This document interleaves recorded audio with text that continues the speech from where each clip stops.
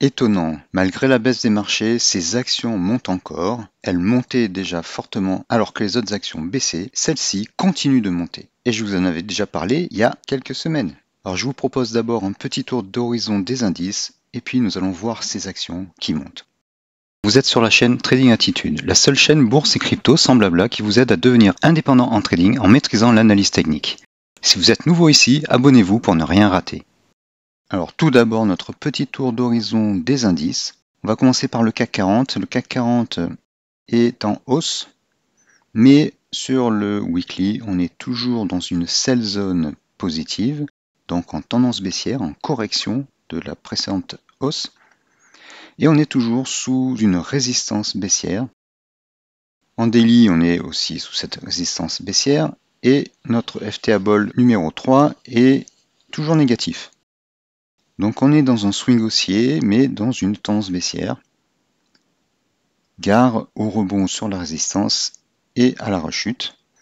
Tant qu'on n'a pas cassé cette résistance, fait un pullback et qu'on remonte, je vais vous écrire ça.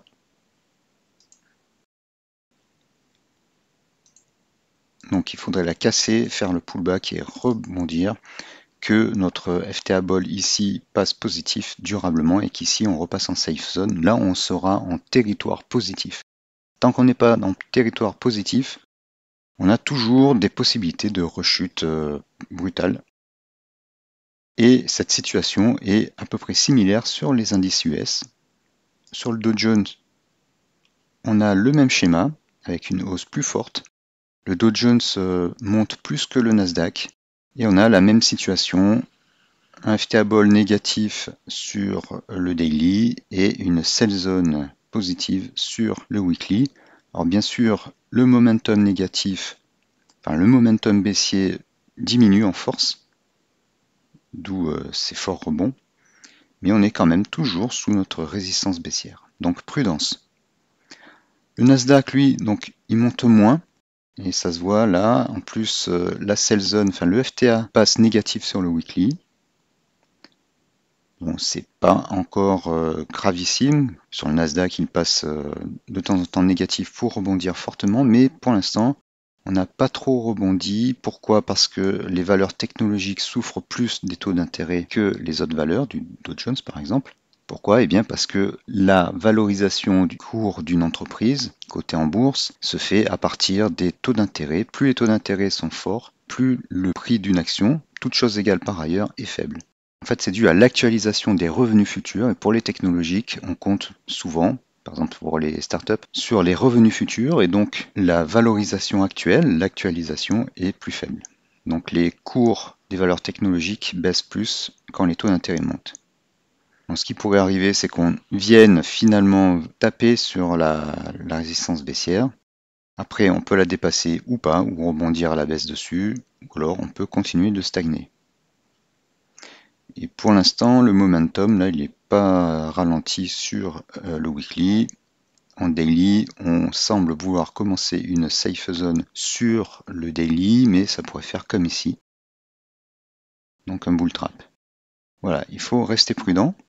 Cependant, nous allons le voir tout de suite après, il y a certaines actions que je vous avais déjà recommandées, j'en ai ajouté d'autres, qui montaient fortement alors que les indices baissaient et qui ont continué de monter. Alors nous voici dans cette liste des actions qui montent. Je vous avais présenté cette liste ordonnée par secteur. Il y avait 12 actions. Je ne vous avais pas montré toutes les actions parce que certaines étaient temporairement inintéressantes. J'en ai ajouté depuis. Il y en a environ 32. La première, c'était TPL. Donc TPL a continué de monter et reste intéressante sur le long terme. Ensuite, la belle réussite Kinsale Capital Group qui a bondi de 15% récemment, vendredi. LPL Financial Holding qui a fortement progressé également. CLH qui est sur ses plus hauts. Alors, je n'ai pas mis les actions liées au pétrole, comme Total, Exxon, Chevron, ConocoPhillips. Elles sont aussi sur leur plus haut. Hubble, également sur ses plus hauts. Chez Zapic Energy, qui elle a un peu stagné. SGML, également très belle action liée au lithium qui a continué de progresser. Aspen, petite déception qui a baissé. Elle semble avoir quand même enrayé sa chute. Iridium Communication au plus haut.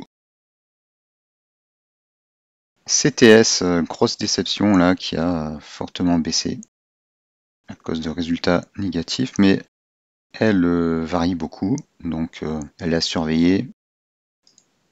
Cal-Maine Foods qui est en baisse, mais c'est une valeur sûre. Murphy USA, elle a encore progressé et elle est au plus haut historique.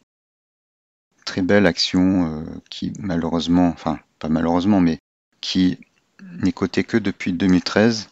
On n'a pas beaucoup d'historique, mais on voit que c'est très très performant. C'est une hausse parabolique, donc à surveiller. Est-ce que ça va redescendre? C'est à surveiller. Elle fait du retail store. Il n'y a pas de risque comme sur les pharma, qui elles peuvent perdre 80% en une journée. Donc c'est une action à surveiller et à essayer d'engranger sur une petite correction. Alors ConocoPhillips, je l'avais mise en fait. Elle est au plus haut historique. Naco Industries, qui n'a pas trop performé. Erier, elle est au plus haut, pas historique, mais elle a fortement progressé quand même. Elle est sur une très bonne dynamique depuis mai 2022. Wilscott Mobile, en haut du range. On, qui est encore dans un canal baissier, mais elle est sur le plus haut. Stockyards Bancorp, qui a fortement progressé également. Très grosse déception, et c'est ce que je vous disais à l'instant, les pharma et tout ce qui est lié peuvent perdre énormément. Et donc elle a perdu quand même beaucoup, beaucoup, beaucoup, beaucoup.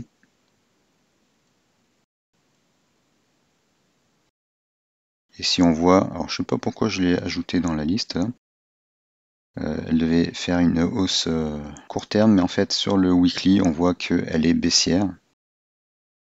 Il y a une baisse quasiment parabolique. Si on fait là la résistance, c'est une résistance parabolique.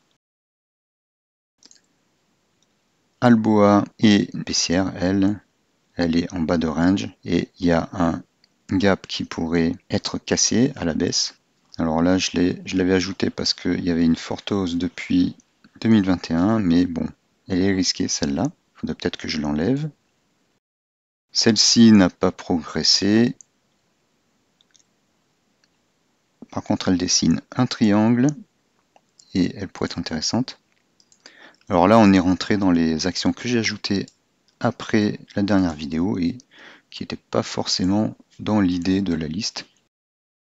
Voilà, c'est plus parce qu'elle a fait une forte hausse ici et elle a surveillé. Soit elle casse le triangle à la baisse, soit elle casse le triangle à la hausse et potentiellement, si c'est à la hausse, il y a du gain à faire. DMLP avait fortement progressé. Elle a versé un dividende, d'où la hausse. Mais ça reste une valeur très intéressante. Rio, bon, qui exploite des minéraux, la bulle sur les minéraux se dégonfle, contrairement à DMLP, mais elle verse environ 12-13% de dividendes. Et elle est liée à l'or, donc l'or finira par remonter. C'est toujours intéressant d'essayer d'accumuler petit à petit cette valeur. Ensuite, Marsh & McLennan Company, qui a progressé également, intéressante sur le long terme. VC, qui rebondit. Stag Industrial, qui a rebondi. Voilà, donc là, c'était plus spéculatif. C'est une valeur qui progresse sur la durée, mais qui fait de profondes corrections, et donc on peut peut-être parier sur un rebond. Everest Re Group, de l'assurance. avec une très forte progression récemment et un historique plutôt haussier. En fait, il n'y a que en 2020 qu'elle a baissé fortement, donc c'est haussier. RGA, je me souviens d'avoir parlé, elle a fortement progressé également. Ça, c'est de la réassurance. CTRA qui a stagné. McPherson Corporation a fortement progressé également. Donc là, on s'intéresse, on est dans la branche haussière depuis 2019. Et elle est franchement très haussière. PGR, celle-ci est aussi une valeur recommandée sur le long terme, une valeur très très intéressante qui est en progression en ligne droite depuis 2016. Orly, ça fait très longtemps que je vous en ai parlé, il y a un article sur le blog tradingattitude.com. Celle-ci est en progression régulière depuis 2009 et elle a cassé tous ses plus hauts historiques. Et c'est la dernière. Voilà, donc c'était une liste un petit peu longue, mais vous voyez que les actions que je vous avais présentées la dernière fois, les 12 actions, sont intéressantes. Elles montaient déjà alors que les marchés baissaient. Et on continue de monter pour certaines. Alors certaines, c'est des déceptions, hein, c'est les risques de l'investissement sur de telles actions. Il faut éviter tout ce qui est pharmaceutique. Enfin, disons que toutes les actions qui font de la recherche ou qui ont peu de produits à vendre. Bien sûr, des actions comme Sanofi et des GSK sont performantes sur le long terme, mais toutes les petites valeurs qui ont peu de produits et sur lesquelles on mise beaucoup, enfin on espère beaucoup, là c'est risqué parce qu'elles peuvent perdre 80% en une journée ou plus. Par contre, les actions comme Aurélie Automotive, qui elle est une action, on va dire, sûre, recommandée, elle est peut-être même ou elle a été peut-être même dans une liste de dividendes aristocrates. Ça, ce sont des actions à recommander.